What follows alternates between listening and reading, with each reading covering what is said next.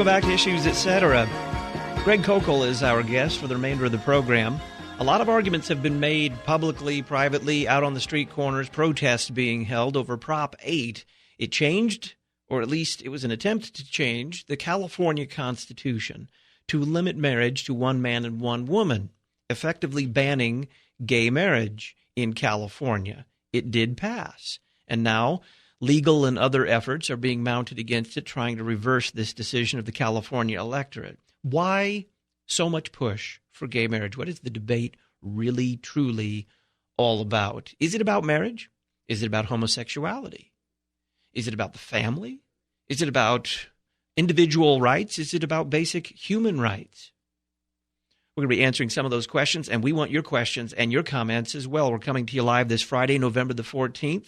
Feel free to give us a call, 1-877-623-6943, 877-623-MY-IE, or talkback at issuesetc.org, talkback at issuesetc.org. Greg Koukl is president of Stand to Reason, based in Signal Hill, California, and he's co-author of the book Relativism, Feet Firmly Planted in Midair. Greg, welcome back. Hi, Todd. Good to talk to you. Thank you. Greg, your reaction to the protest against Prop 8? Well, I guess I have to admit it caught me a little by surprise. I realized the other side would not be happy with what the California voters decided. Keep in mind, by the way, that California is the most liberal state in the union, yet a majority of Californians, once again, this is the second time the issue's come up on the ballot, have decided to keep the word marriage as a description of a very particular kind of relationship, that long-term committed relationship between heterosexual couples. And so, you'd like to think that people could be good losers, but that isn't the case here. In fact, it's gone way beyond the pale, because I just had lunch with a pastor here in the area that I live in, Southern California, and he just emailed me. I read it about 5 minutes ago about just notes that are going around among pastors that they expect more demonstrations at their churches this weekend, just like last weekend, where there were people against Prop 8 who were being vicious and obscene.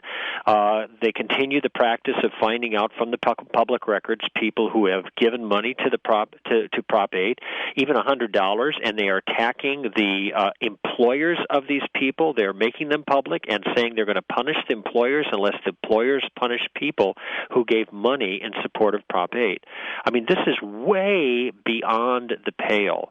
I know that it's common for liberal types to refer to those on the right as kind of fascists and things like that, but that's way overstatement, I think, and not deserved. This is genuinely and properly described as fascistic, the things that are being done here. So I'm a bit surprised at the aggressiveness, though when you consider what's at stake and the people behind it, I guess I shouldn't have been surprised, because we've seen things like this before. What is it that the advocates of gay marriage really want out of all of this? Todd, on the no against Prop 8 stickers, it said simply equality for all. And this is what I just saw another one a half an hour ago in a car. They think that this is about equality, or at least this is what they say. And if you don't agree with this step of what they think is equality, then you are just a hate monger. And that's pretty much the way it's been played out here in the propaganda. And I use my words advisedly here. However, same-sex couples in the state of California already have the exact same, and here I'm quoting, rights, protections, and benefits, close quote, as domestic partners in the state of California as married heterosexual couples have. They enjoy all those same benefits, and that is according to Law Section 297.5 of the California Family Code. So Prop 8 denies them nothing of substance. Everything that they have complained about in the past that they were due and didn't have, they have been given by the state of California by statute. There is only one thing that is being denied them, and that is the word marriage to describe their relationships.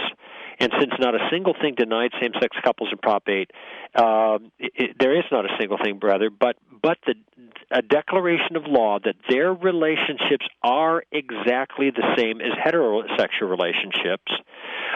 They have produced temper tantrums, violent demonstrations, vicious attempts to invade the privacy and destroy the personal lives of anyone who supported this Prop 8 campaign. And so what is it that they're getting from this word?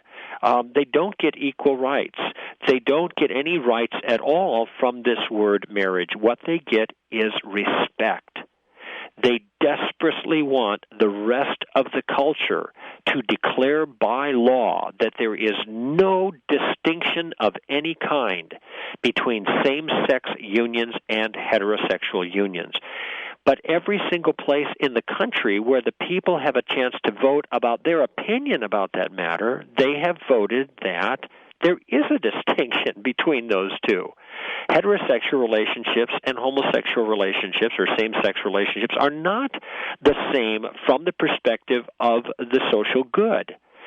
In the same way that, Todd, your and my friendship, such as it is not the same kind of thing from a perspective of the social good as your relationship with your wife or my relationship with my wife.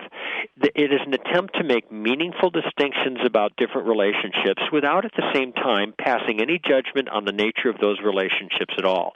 But they can't stand such a thing unless they get complete and unequivocal public approval through the law. Then they're going to hurt people, and that's exactly what they're trying to do now.